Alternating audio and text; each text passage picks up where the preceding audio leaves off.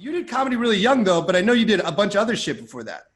Yeah, I had, we're going all the way back to my first job. We're going, yeah, literally. This is how it usually starts. I say, okay, so Bill Burr, where are you from, and what was your first job? All right, Massachusetts. My first job was I had a paper route. Or if you want to count shining my dad's shoes for an allowance. Okay, I don't count that one, but the paper route. Nepotism. You can't count nepotism. No.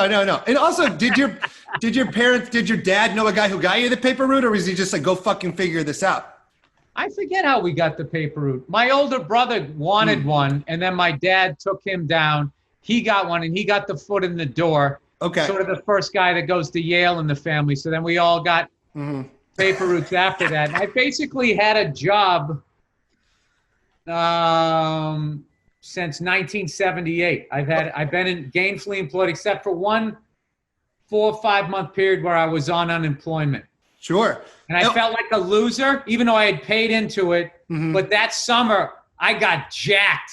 Oh, yeah. I got jacked because I was just going to the gym and I was picking up my check every 2 weeks. I remember going to the unemployment office and running into a woman I went to high school with. We were both kind of looking at each other like, yeah, 3 years out of high school is not working too well for us, is it?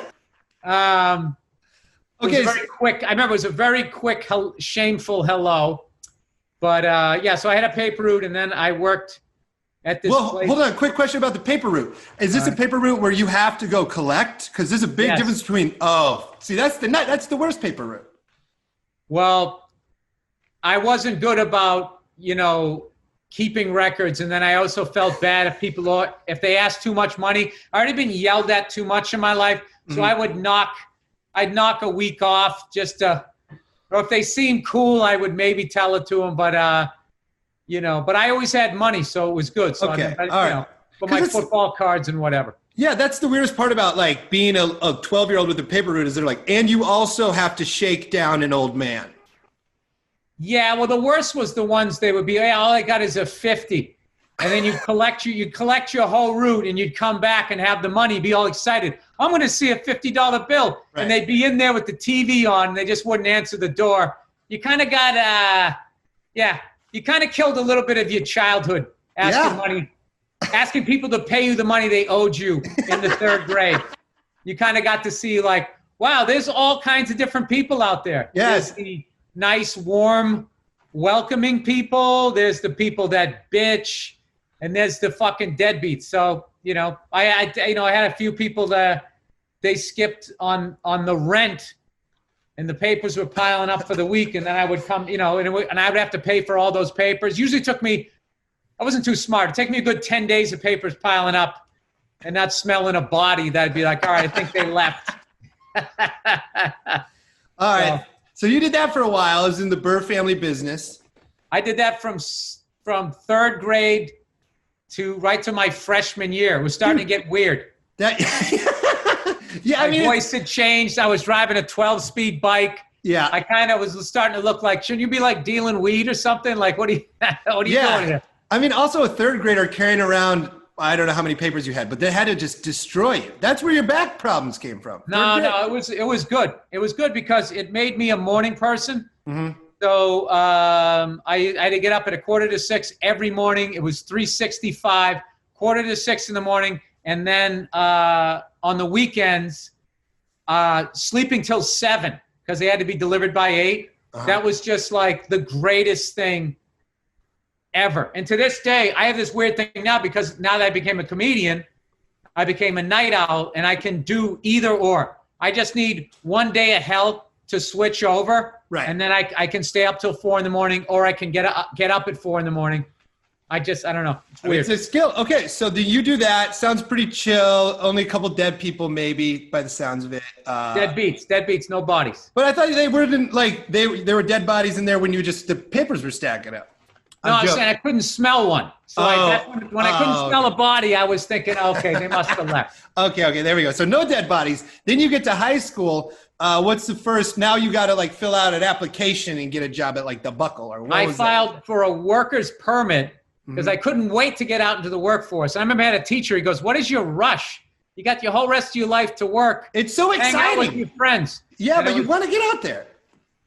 Yeah, I was also introverted and I was a loser, so I might as well at least make money during my alone time. So I worked at this place called Morse Shoe, and I think it was a big shoe company, and it was right as computers were taking over, but they still needed people to sort of bridge the gray areas. Yeah. So we used to. My whole job was for like 3 hours. I would have these spreadsheets, and I would have to look at a number and walk over and pick. It was like a little manila card that had all these indentations that was going to be fed into a computer.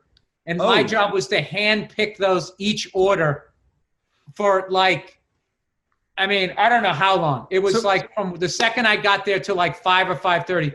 I fucking hated that job. Yeah, that sounds like a full warehouse job where you don't have any warehouse buddies. No, yeah, that was, we existed between the warehouse and the carpeted area. Okay. Where people just sort of passed through on the way to the break room. And it was awful. Because the warehouse can be fun. You got buds, you're hanging out. The other area can be fun, you bud your hair. You're just literally a computer. You're a tiny... Yeah, I had warehousing jobs. Those jobs ruled. Yeah, exactly. Okay, good. So you did that. Doesn't sound great. And then what do you move on to after that? Well, I didn't like it. And as was how I was back then, I should have quit. Okay. But my parents instilled two things in me. Never quit. And if a situation isn't working for you, just don't say anything and continue to plow through it. So I learned both of those things. That was my first job. I tried to quit, and the woman, it was like a little tourist trap. She would call my house and leave voicemails on our family answer machine to be like, you need to be here Sunday. And I'm like, I don't want to go there. And my parents are like, she needs you. You have to go. I'm like, it's a nightmare. Yeah, it's a terrible lesson. There's a fine line between teaching a kid responsibility, that life is tough and sometimes you have to do things you don't want to. Yeah. There's a fine line between that and then teaching somebody to stay in relationships for years that aren't working for them. Both romantic, friendships, business. Yeah. I unlearn all of that. So you don't stay there too long. Well, it sounds like you stayed there too long. It wasn't that long a job. It was sort of a finite thing. And I remember we would work till 5:30 and the boss would leave at 5. And one day I caught her looking over at us and I knew that, she knew that we were fucking off. So they made us leave with her because obviously we weren't getting anything done. So after that, I think I went back to delivering newspapers in the morning, this time by car. I had a pickup truck and I would deliver these things. I would make money in the morning, then go to school. And then after school, I got a job at Cumberland Farms, their original factory. And I loved that job. And that was once again taking away used computer paper, stocking up computer paper. And I was sort of between the warehouse and the carpeted area again. And I just sort of stayed in there by myself. I gradually got to know the warehouse guys, but I was really quiet, really shy. I did that. And then I moved on to this place, Corporate Software, which was, this is pre-internet. So everybody back in the day, if you wanted software, you had to go to this company, and then go to this company, and go to this company. They became like a hub where they bought all this software, and you could just call them. I need a box of Lotus 1, 2, 3. What was some of the? I'm trying to remember some of the software. I don't know. It was so long ago. Yeah. So we would just stock the shelves. That was my favorite job I ever had. Okay, how come? Why? You just got to hang out, stocking, fucking around? It was good money. It was great people. It was a great company. It was a young company. Okay. A growing company. So everybody was sort of young and had their whole lives ahead of them. Christmas parties were great. Really funny people. And one of the guys that worked there wanted to do stand-up too. Okay. He verbalized it out loud. So it stopped being like this fantasy in my head. It became real. And I swear to God, if I didn't meet that guy, like I don't know that I ever would have tried it. I was just so beaten down. Right, but at that point in my life. And how old were you at this point? Like into high school or what? 19. No, when I started working there, I was 18. And I kept working there 19, 20, 21. And I had a brief where I left briefly because I was getting concerned about turning 20. I needed to have a career. So I tried construction and I lasted 8 days.